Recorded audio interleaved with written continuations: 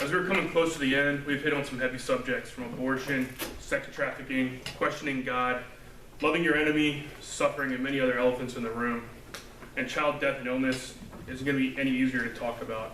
I wasn't sure I wanted to talk about this or preach about this because it's so close to me, but God woke me up in the middle of the night with a word, so here we are. My mother-in-law's family has lost 4 children in the past 17 years. A few weeks after my wife's cousin's son, Tavian, was born, we found out he had a genetic disorder and he would die young.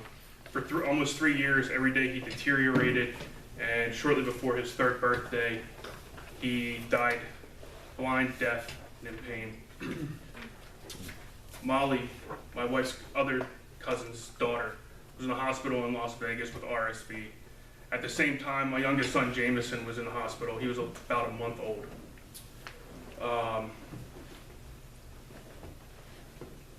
Molly died 2 days shy of 1 month old.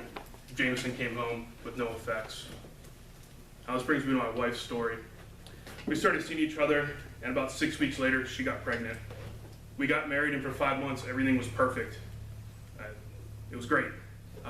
Unfortunately, on May 20th, 2003, she went into early labor at 25 weeks. The doctors couldn't stop it, but there was a small chance that she could make it. Unfortunately, during labor, the placenta separated from the uterus, and Mackenzie Rose was stillborn. That day, I got to tell my wife her daughter died because she couldn't remember everything that happened before that because she had gone into surgery. 2007 comes around and we find ourselves ready to have another kid.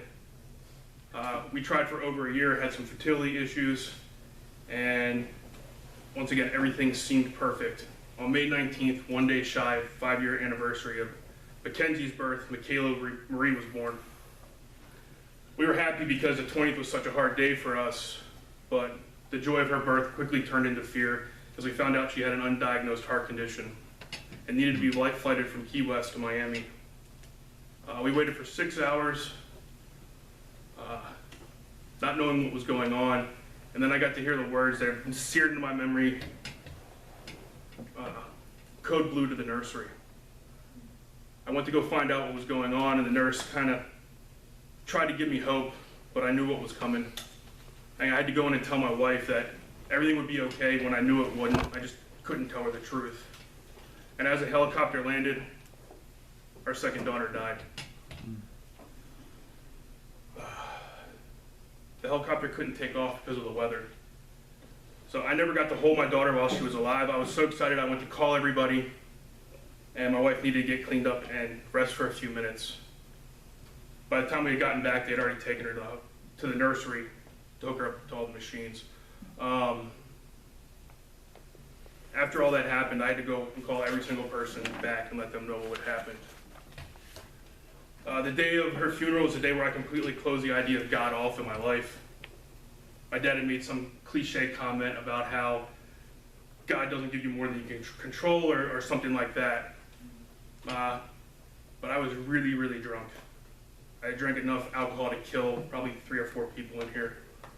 And I lashed out at him and cut off the idea of God completely. I told him I didn't want his God, or I didn't want a God that could take away 2 children from my wife.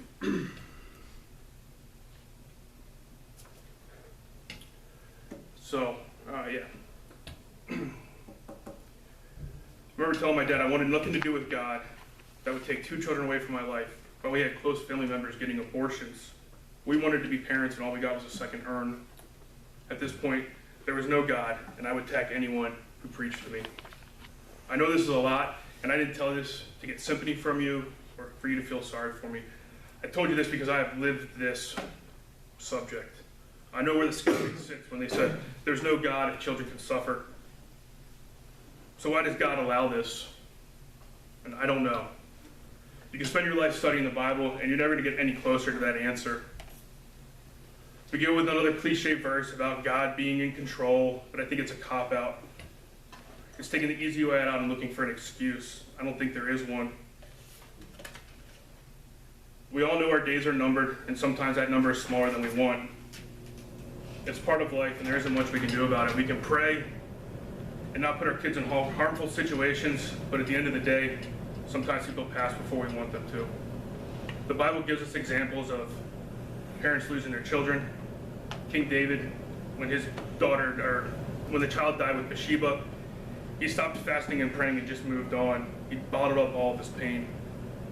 When his son died that was trying to kill him, he still mourned his death and even wanted to switch spots with him.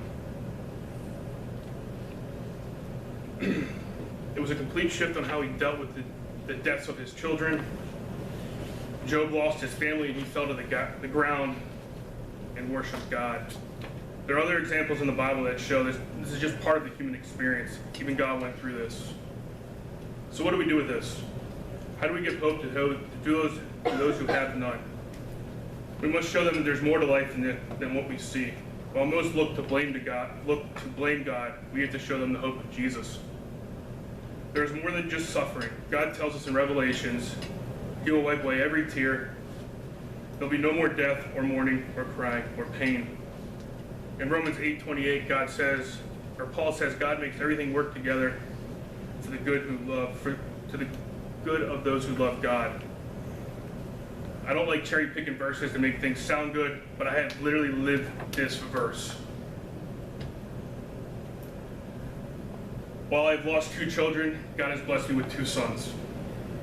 And looking back, I would not change a thing that happened. Plus, my girls are with God. So while I want them here with me, they're with their true father and never have to experience any of the pain or suffering that comes with this world. And really, isn't that what we want for our children? Well, I've been working on this. I found so many comforting verses in the Bible. I wish I had known God when I went through everything. Jesus started the Sermon on the Mount saying, blessed are those who mourn, for they will be comforted. The Psalms is filled with so many encouraging words. David said in Psalm 18:6, in distress he called out to the Lord for help, and he heard. David said in Psalm 8, reading that over again. The Bible tells us that God is with the brokenhearted in Psalms 34, and in Psalms 147, He heals the brokenhearted. After watching 4 children from my family pass away, I can tell you these verses are true. I felt God bring comfort to me when I couldn't take it anymore. I felt Him come in and lift me up out of the darkness. If you're in a place where you can't see the light, just reach out to Him. Cry out to God. He will come and pull you out of that hole. He will bring you a peace. He will bring you the peace you are looking for. Again, this is something I have lived.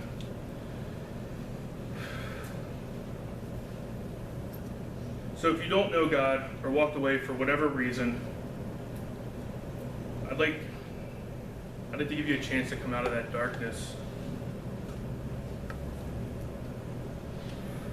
I'd like to give you a chance to come back or join the Lord's family. I'd like to everyone take a moment and bow their head. Think about where they are with God.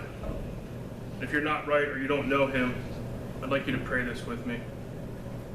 Pray the sinner's prayer. Dear Jesus, I know that I am a sinner, and I ask for your forgiveness.